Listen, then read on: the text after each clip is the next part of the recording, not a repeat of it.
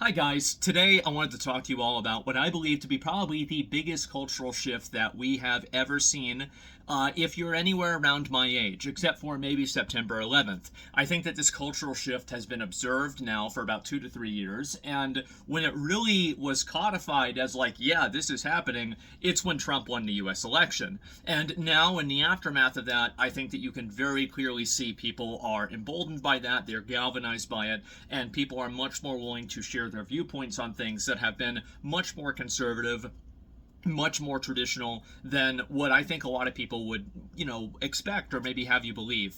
And so I wanted to talk today about why that actually happened, why I think it happened, and where the culture is going to be going from this perspective, right? From this direction. And so anyway, the first thing you have to do in order to explain where it's going to go is to explain where it came from. So the reason why I think a lot of this happened and we've had a shift, and before I do that, I'll also explain where I think this shift is coming from. I think that we are shifting away from a more censorship heavy, a more, censored speech heavy, compelled speech heavy.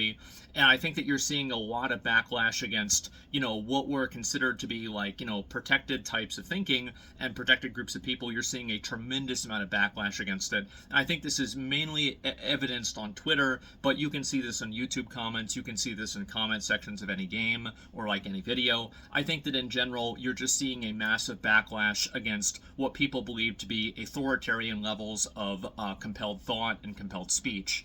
And big surprise, where did compelled thought and compelled speech come from? Where was the genesis of that recently? Definitely from COVID. And I think collectively, the government and the social media websites, the way that they handled people that were dissenters during COVID, the way that they handled that caused a schism in the trust of the people into the government, into these companies, into anything. And I don't think that schism, I don't think that disconnect is really going to be mended anytime soon. I think it's probably going to take 10 to 20 years for that trust to be rebuilt, because people would be hearing, oh, well, it's going to take 2 years, or sorry, not 2 years, excuse me, that's actually what it did take, 2 weeks to stop the spread, and just wear a mask, this will solve it, just take your vaccine, this will solve it.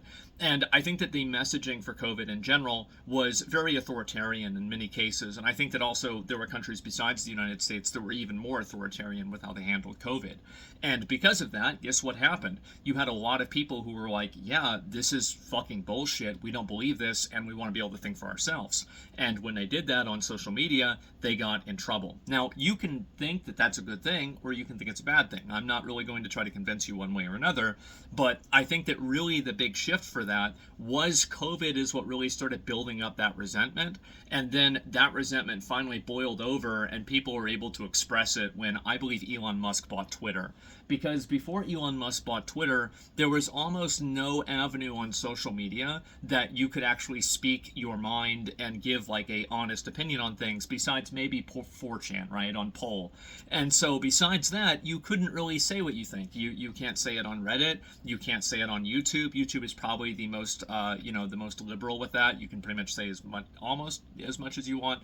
But, YouTube does still have a lot of restrictions, more so than Twitter, for example. You can't say what you want on Facebook. You can't say what you want on old Twitter. And basically all of these social media platforms that people used were used as basically tools to compel speech and to suppress people's thoughts. And I think that if you just take a step back and you think about this from an abstract, I think that you need to come to the realization that people don't like being told what to think, they don't like being told what to say, and they don't like being told that, and they don't want to be told what to do, right? I mean, at the end of the day. And so anybody who's trying to take an authoritarian stance, trying to tell you what to do, you're going to automatically get a negative response from that, at least here in the United States. And so that's happened, I think, as a result of COVID. Elon Musk buys Twitter, and now all of the people who didn't exist are making up for lost time. Like, I'm not saying this is a good thing, but holy shit, there is a lot of racism on Twitter now. Oh my god. And do you want to know why there's a lot of racism on Twitter? I'll tell you why. It's because there's a lot of racist people. That's the reason anybody who can speak English all over the world, except for maybe a couple of countries, a few countries, probably more like it, can make a Twitter account and express exactly what they think. And so, big surprise, you're going to have people that live in totally different cultures expressing viewpoints that are not congruent with liberal Western values. And this has been a very, very upsetting reality for many people that use Twitter, but in my opinion, I find it to be a very sobering fact. I think it's extremely important to know what people are actually thinking rather than having a manicured, curated, and censored view of the world that immediately shatters whenever you introduce it to actual reality, which is what I think happened with the 2024 election. I think that people imagined this was going to happen because all of the celebrities said this was going to happen, all of mainstream media said this was going to happen, and then the day comes and it's actually something totally different. And I think that what this has really happened is that people are pushing back against basically there is a false god of authoritarianism that a lot of people online have prescribed to. They have been worshiping this false god. And I think that they are doing that because their other previous gods were determined to be false. There's always the quote of God is dead from Nietzsche, but that's only half of the quote. The full quote is God is dead and we have killed him. I think that the society that's totally killed God, there's no sense of religion in culture anymore. And I think that's by the way, that's very upsetting for many people. Religion is a very reassuring thing for many people. I am not a religion enjoyer, personally. I think that you guys probably know that. I'm much more of an enlightened, euphoric atheist. But at the end of the day, I can recognize that it does have an ordering, I guess, like function in a lot of people's lives. And so when you're taking that away from people and they don't have access to what would be a way to order the universe and a way to see how things are, they're going to invent their own way to order things. And I think that the way that they did that was they replaced religion with political dogma. And I think this has happened in a lot of cases. And really, people that attach their meaning and like their identity and like their feelings onto these different movements, I think that for many of them, they're looking for something that religion or some form of like existential reassurance would give them. And I think that the movements, whether it's a political movement, whether it's a social movement, whether it's a social cause, I think that those movements actually for a lot of people now are filling the place that religion previously had. And I think that if you don't think that's true, just look at how they fucking defend them. I swear to God, there's people, you'd get less pushback from blasphemy in a lot of churches. And so, yes, people get very, very, very attached to these things because they built their entire identity off of them. And I think also this is especially true with young people. And with young people, it's that they've had unironic arrested development from COVID. And I think this is true not just for, it's like, oh, the kids are retarded. No. I think this has happened for a lot of people, including young adults. And so you have people that spend, let's say the ages of, like 15 to 18 locked down in COVID. Well, big fucking surprise. Whenever they turn 18, they're not going to know how to act. And they're going to probably still be acting like 15-year-olds. And so you have people that have been developmentally, basically arrested, and they've taken 3 years of like social development and socialization and just pretty much outsourced it to a social media website that's fed them a worldview that's completely distorted. It doesn't represent anything in real life. And now they go into real life, and the dissonance between what they believe the world should be and what the world is gets bigger and bigger, and I think it makes people angrier and angrier. And I think that that's really where a lot of the hostility is coming from. It's the refutation of those types of people that have used political dogma and social, like socio-political issues, and they've replaced religion with these things.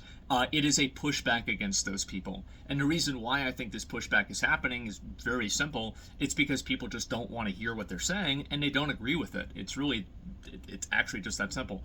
And so for a long time, you were not able to express your disagreements. You were not able to tell anybody that, like, yeah, I don't actually think this is true. This isn't really what's happening. And because you would get banned. But that all changed when Elon Musk bought Twitter. Because when Elon Musk bought Twitter, everybody who had an opinion was able to say what that opinion was, for better or for worse. And I think that we've seen a lot of both of those. And so now what we've had is that we have tons of people that feel, uniquely emboldened in a way that they hadn't really in probably 10 years on social media, given the level of censorship and control. And now people are going and saying what they really think. And I think that they're doing so in a manner that is making up for lost time. And another big component for this is that I think that there has been what I would really kind of refer to as emotional blackmail that's been going on for a very, very long time, where you can't have certain opinions about certain topics because it can be perceived as being mean, or you can be seen as a bad person. I think that there's been a level of fatigue that is caused for people, and it's like eventually, like, for example, somebody thinking that they don't want illegal immigrants in their country, this doesn't necessarily mean that they're like a racist or a Nazi. And so, because of that, and the emotional escalation and the emotional blackmail that people use in order to try to force people into having these certain types of worldviews, the optics of these arguments oftentimes become more important than the arguments themselves. It's kind of like what I've said before, is that the strongest argument isn't an argument. Many people do not operate based off of logic or reasoning. They operate based off of emotion and feeling. And big surprise, that's been what's taken over a lot of things. And also, this is a very important component. Meet the new boss, same as the old boss. It's not like this is totally going away. I think that we're just replacing one form of this behavior with another. And that's very worrisome to me. And I think that really what's going to continue to happen is you're going to have more people pushing back against, established social norms as much as possible, and making a push more towards traditionalism, more towards conservatism.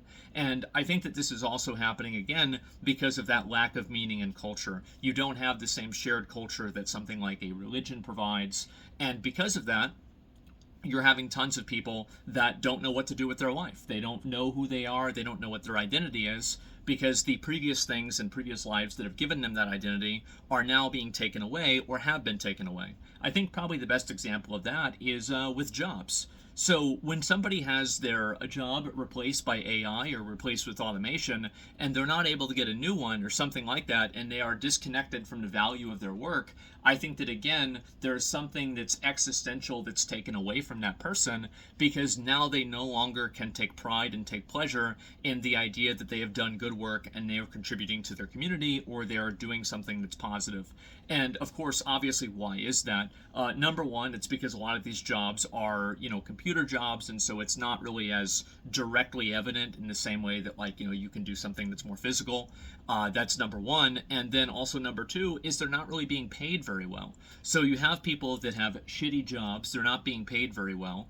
And guess what? They're looking for some form of meaning in life and somebody to tell them that that worldview is not going to last. Things are going to keep getting better. And anybody that sells that person a solution is going to have a lot of fucking buyers. And I think that's very clearly what's happened. So what I expect to see happen now is that you're going to see probably a lot of people who have been pushing back against the culture of, like, cancel culture and people getting, banned for having wrong opinions on things. Obviously, it'll still happen sometimes. I don't know, maybe I've got an example of that one way or another.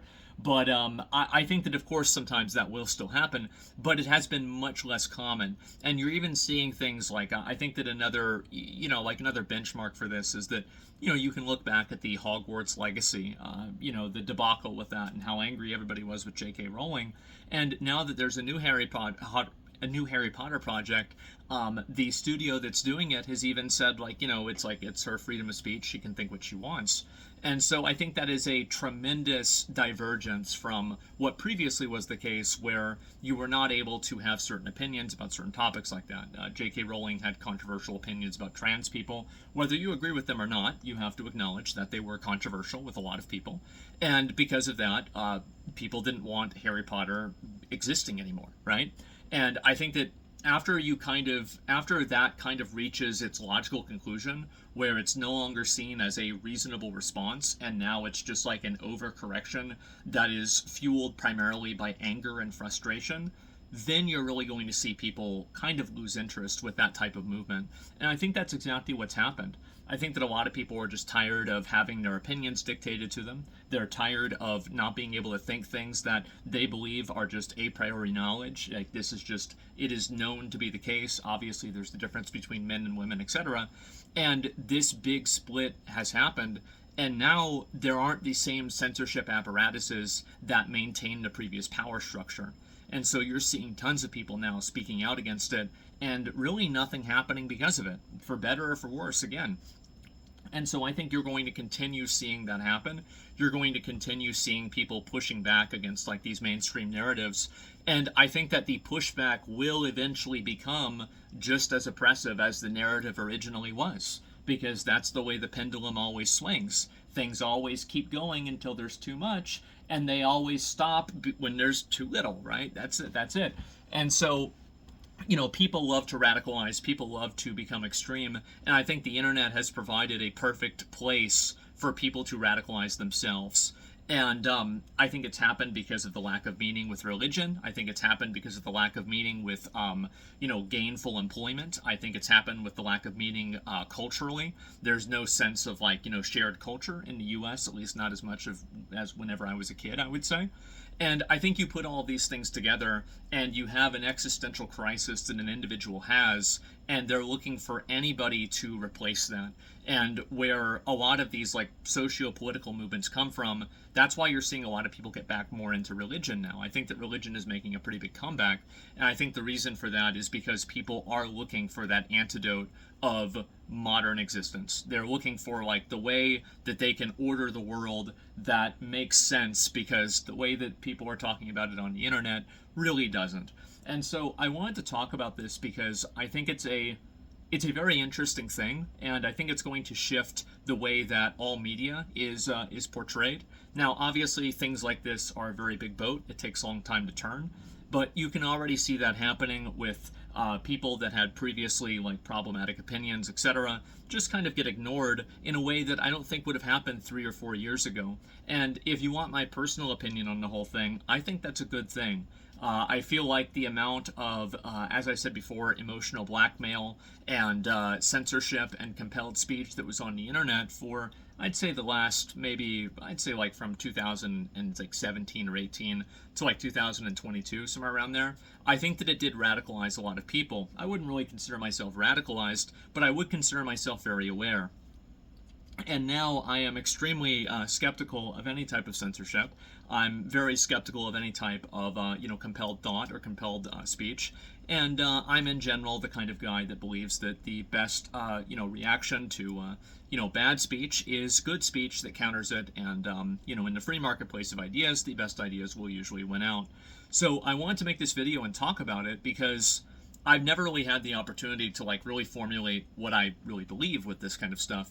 And hopefully you guys can kind of see how this shift has happened and how you've observed it yourself. And I'd be curious in the comments, other kind of barometers or temperature checks you've seen and where you've kind of seen, oh wow, yeah, things really are different now.